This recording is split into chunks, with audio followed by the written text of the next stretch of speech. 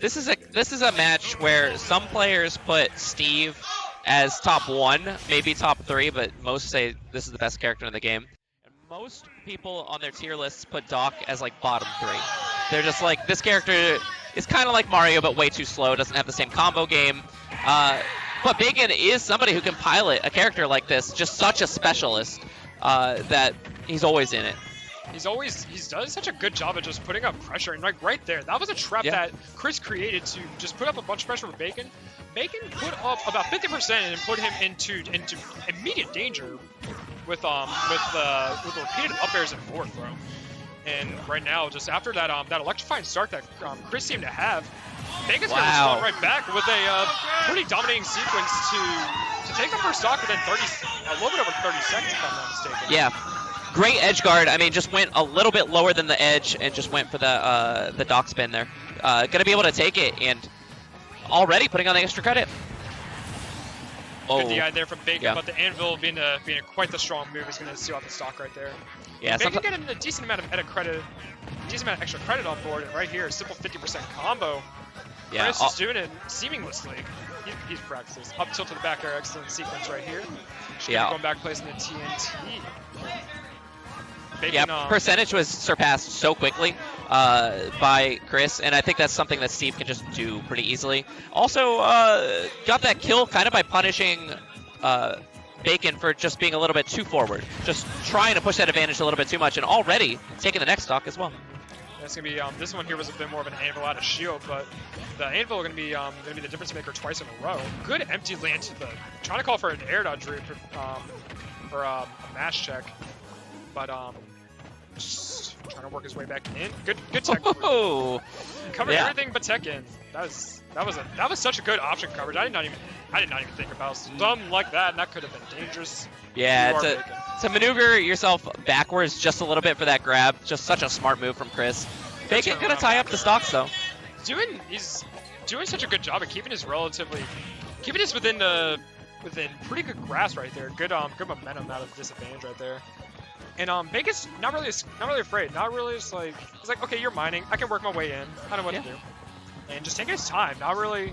BacoN's not someone who likes to rush things. He knows when to press the buttons and when to back off. He's very, very wise in the game in that regard. And Chris right here just proving how wise he is.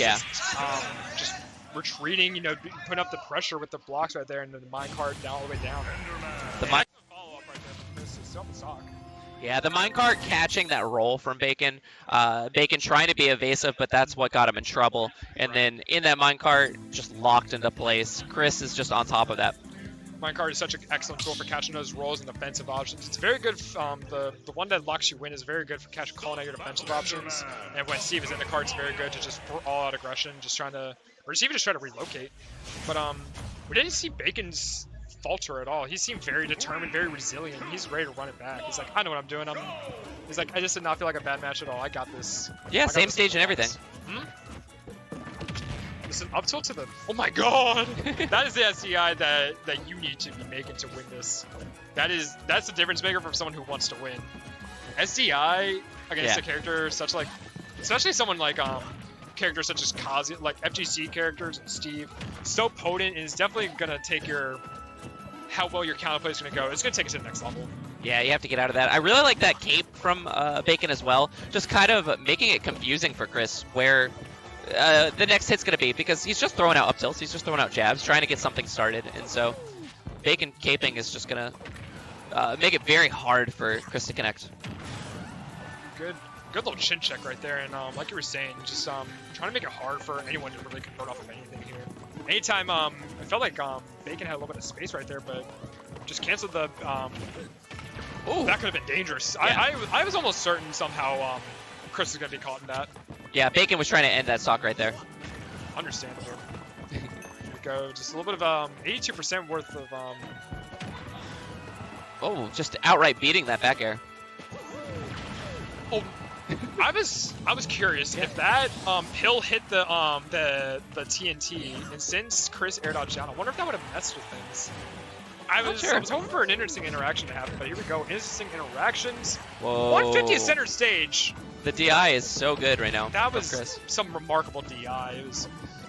That's knowledge right there about the matchup. And the Yep. up air catching the neutral tech. And took a while for BacoN to steal out the stock, but it was all just pressure. He wasn't getting put away for a long time. It was just him taking his time to work his way in and not overcommit. And now he's just starting to work his way back into neutral. Diamond is online, if I'm not mistaken. A double wall right now. Really hard for BacoN to deal with, but gonna go in between and take out the second wall. Boy, I like the B reverse kill right there. Just a little tricky movement. BacoN isn't approaching in the same way twice. He's doing similar approach options, but he's mixing it up in the moment that matters the most and holding on to that read with a disadvantage. Yeah, killed very early. Pretty early. Very early. The medical cloth, you know. Especially by town standards. My goodness. Yeah, right off the top. I mean, anytime that you can reflect that anvil back at Steve, it just kills super early like that, and that's you don't see that often with Dr. Mario, but that was a lot of fun to watch. And Steve, you know, most people when they have, sometimes there are characters that have obnoxious projectiles, such as that anvil can be very pesky for someone like Dr. Mario to deal with. Yeah. Usually a character will have a reflector work back. Steve does not have that. He will, if that anvil gets reflected up on him, he's got to hope that it just does not come close to him. And if it does, then DI. Despite that early kill though, Chris still in this. Yeah, he's just, oh my. Not just yet. I was about to say 77 seemed a little bit of a steep ask on the kill there, but the roll read in. My goodness. That up smash so good. The DI even looked pretty good for Chris, but did not matter. The velocity that he was moving at was just too fast. Yeah. Not enough time to react, and my goodness. Nice little JV2 if I'm not mistaken, coming up on BacoN's behalf. Definitely feeling definitely proving that it didn't feel like it was not much of a difference maker. And like the stage wasn't necessarily the problem. He was like, okay, I got janned a few times. Chris made some good game plans. I wasn't ready for it. Reset, run this back. And we might see a run back here. I mean, both players seem quite confident on this stage, it feels. Doesn't seem, I mean, it feels like it benefits both pretty well. Doc having the space to run around, Steve having the room to run away in mine. Moving to the battlefield instead. And having that wide open right there when it's on town. Being able to build your platforms and such, but being able to conserve some materials. Got some platforms for him right here.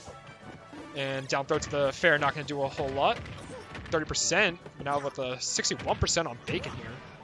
Yeah. They're just trading hits back and forth. They're just trading hits back and forth. Yeah, I think BacoN's going to be able to utilize these platforms potentially a little bit better, try and get some extensions. But I think this right here is going to be where Chris kind of uses the stage. Oh my god, it covers BacoN against the TNT. Yeah, BacoN was protected from that. I just noticed it did no damage to him. It's kind of like, I guess, when Steve sets it off. And that would make sense. He does get the properties of it. That does check out. But yeah, right here, it's going to be Chris kind of using the platform. And, wow. Fair. He has used that. BacoN has used fair maybe once out of that down throw earlier on that game 2, I believe. Nothing much more beyond that. So to have it right there just to catch a minecart coming in. Yeah. Just walk onto it, why not? Yeah, great. A pressure play kill. You don't always see the pressure play kills, but very classic, very good KO there from Chris to even it back up. Good evasion right here from BacoN. My apologies. Thought I heard my name. Here we go. Just a little weak at the store. Just popping them back. Speaking of BacoN, this is a good time to say there's a poster board here for Stick Drift 4 that everyone was signing. And I really like that BacoN just drew a little frying pan with some bacon in it. He didn't even sign his name.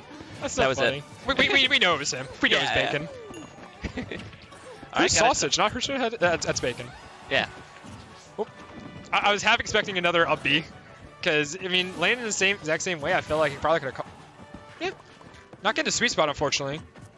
Well, good patience right there from BacoN, but unfortunately the up B out of shield, not going to difference maker of Battlefield. Yeah. Being a big stage, able to live quite some time. Oh, I really like the pill trade with the grab. Gonna be able to get out of it, but that anvil gonna kill. Yeah, a little bit of a grimace there from BacoN. Not a big fan of that. It's such good option coverage. You cover the roll away, you cover the roll in, you cover the spot dodge.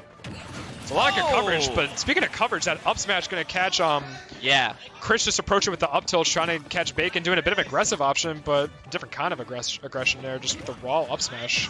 Alright, last stock of the set. And got some people Chris behind with Diamond Tools. I think we got some people starting to crowd around here. This is the last stock. Winner is going to make it for top 32. Loser has to win one more to make it.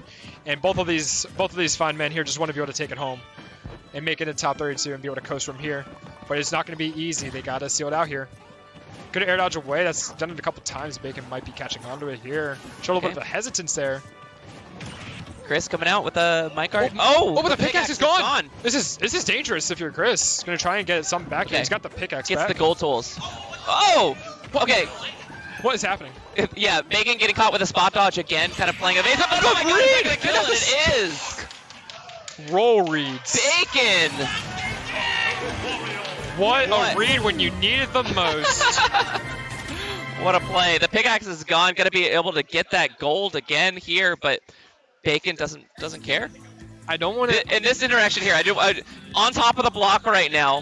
It's gonna be the spin. He's gonna land on the block.